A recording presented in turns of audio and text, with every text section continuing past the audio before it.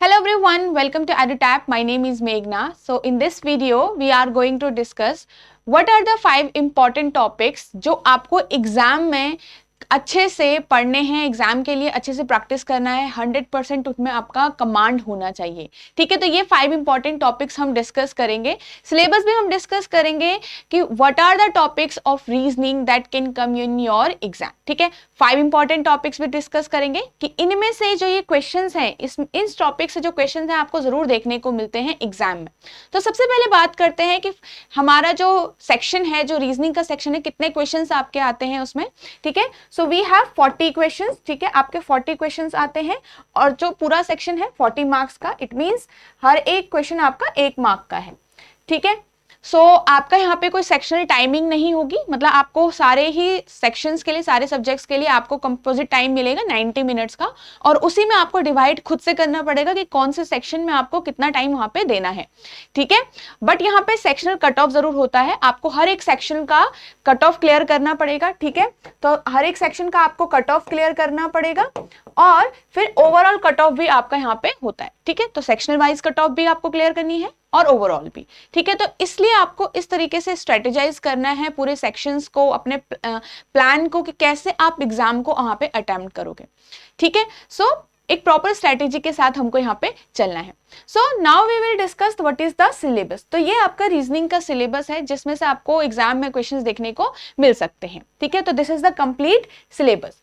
अब इसमें से हमें मोस्ट इंपॉर्टेंटली किसको कवर करना चाहिए, तो वी हैव 5 टॉपिक्स। ठीक है, अब यहाँ पे हम बात करें तो रीजनिंग का पूरा जो आपका सिलेबस है वो हम डिवाइड करते हैं यहाँ पे आपका सिटिंग अरेंजमेंट, ठीक है, सिटिंग अरेंजमेंट प्लस पजल वाले सेक्शन में, और बाकी का हम कवर करते हैं यहाँ पे मिसलेनियस वाले सेक्शन में। मतलब दो हमने इसको एक कैटेगराइज कर दिया, सिटिंग प्लस पजल वाला सेक्शन, और बाकी का हमने कैटेगराइज कर दिया मिसलेनियस सेक्शन में।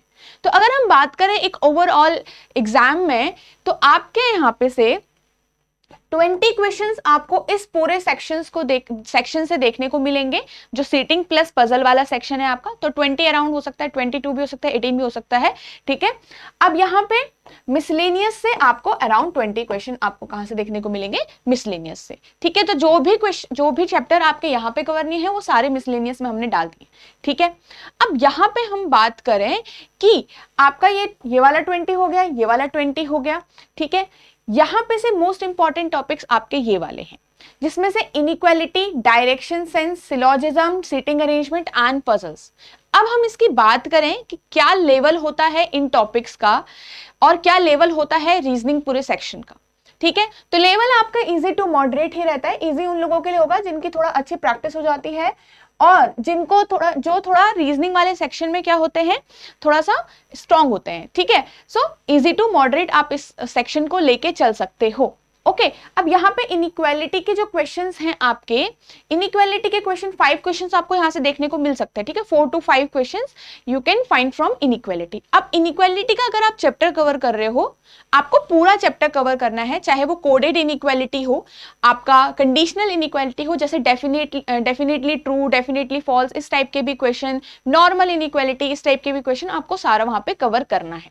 ठीक है, अगर हम डायरेक्शन सेंस की बात करें तो कोडेड भी डायरेक्शन सेंस आप कवर करके चलो। वैसे तो ज्यादातर आपका जो क्वेश्चंस यहां से देखने को मिलेंगे दैट इज पैराग्राफ बेस्ड। ठीक है, तो पैराग्राफ बेस्ड आपका डायरेक्शन सेंस आता है, बट थोड़ा सा और आगे करने के लिए आप कोडेड भी वहां पे कवर कर सकते हो। ठीक है, यहाँ पे सिलोजिज्म आपका क्वेश्चंस आते हैं, सिलोजिज्म से नॉर्मल सिलोजिज्म भी आता है, और आपका रिवर्स सिलोजिज्म के क्वेश्चंस भी आपको देखने को यहाँ पे से मिलते हैं। ठीक है, अब रिवर्स सिलोजिज्म ऐसा नहीं कि बहुत ज्यादा डिफिकल्ट हो जाएगा आपको सॉल्व करना है, बहुत थोड़ा सा डिफिकल्ट लेवल का आएगा, ऐसा नहीं है, मॉडरेट लेवल का आएगा, बट थोड़ा रिवर्स में आएगा बस। ठीक है, तो दोनों टाइप के क्वेश्चंस की यहाँ पे से आपको प्रैक्टिस करके चलनी है। ओनली अ फ्यू, ओनली वाली स्टेटमेंट, तो यहाँ पे से इन सब की प्रैक्टिस आपको करके यहाँ पे चलनी है। ठीक है, देन सीटिंग अरेंजमेंट। अब सीटिंग अरेंजमेंट एंड पजल, जो आपका ये 2 टॉपिक्स हैं, 20 मार्क्स का वेटेज कवर कर रहे हैं एवरेज, ऑन एवरेज। ठीक है, तो आपका यहाँ पे 10 क्वेश्चंस आप यहाँ से देख सकते हो और 20 क्वेश्चन आप यहाँ पे देख सकते हो, ठीक है। हो सकता है 15 क्वेश्चन पजल से आ जाए, 5 क्वेश्चन इससे आ जाए, मतलब ऐसे ये इसमें से चेंज हो सकता है, बट ओवरऑल ये दोनों ही टॉपिक जो है 20 मार्क्स का वेटेज आपका कैरी करते हैं, तो बहुत ज्यादा इंपॉर्टेंट है। अब ऐसा नहीं है कि सिटिंग अरेंजमेंट और पजल में जो क्वेश्चन को सॉल्व करने में थोड़ा टाइम लग जाता है, क्वेश्चंस रॉन्ग हो जाते हैं, बट प्रैक्टिस आपको करनी पड़ेगी, राइट, क्योंकि इतना बड़ा वेटेज हमारा ये कैरी कर रहा है, तो वी कैन प्रैक्टिस, और बहुत डिफिकल्ट लेवल के क्वेश्चंस आपको यहाँ पे नहीं देखने को मिलेंगे।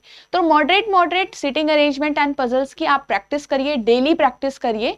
इससे क्या होगा कि आपका जो डेटा गिवन होता है उसमें आपकी अंडरस्टैंडिंग डेवलप हो जाती है धीरे धीरे, ठीक है। और आप कंसिस्टेंटली प्रैक्टिस करते हैं तो आपका जो टाइम होता है, ठीक है, time to solve a puzzle और सिटिंग अरेंजमेंट क्वेश्चन, तो वो भी आपका डिक्रीज होता रहता है धीरे धीरे, ठीक है। सो ये 5 मोस्ट इंपॉर्टेंट टॉपिक्स हैं, आपको ये अच्छे से कवर करने हैं, ठीक है। जैसे मैंने बताया आपका सेक्शनल टाइमिंग भी है और आपका ओवरऑल टाइमिंग भी है, ठीक है। तो अगर आप वीक हैं तो आप कोशिश करिए कि आप 15 क्वेश्चन एटलीस्ट अटेम्प्ट करें, ठीक है, इन रीजनिंग, मतलब 15 आपको लेके चलना है कि एटलीस्ट आप 15 तक जा रहे हैं क्वेश्चंस को अटेम्प्ट करके विद एक्यूरेसी। और अगर आप स्ट्रॉन्ग हैं तो मैक्स टू मैक्स आप ट्राई करिए वहां पे अटेम्प्ट करने की, क्योंकि आपको ओवरऑल कट ऑफ भी वहां पे क्लियर करनी है।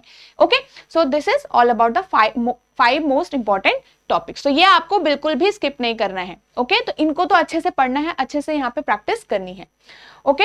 सो आई होप आपको यहाँ से काफी आइडिया मिला होगा, और इसके बाद आप अच्छे से प्रैक्टिस करोगे, और अच्छे से आपको क्या करना है, देखो प्रैक्टिस रेगुलरली करनी है। एग्जाम अब आएगा, एग्जाम आने वाला है, ठीक है।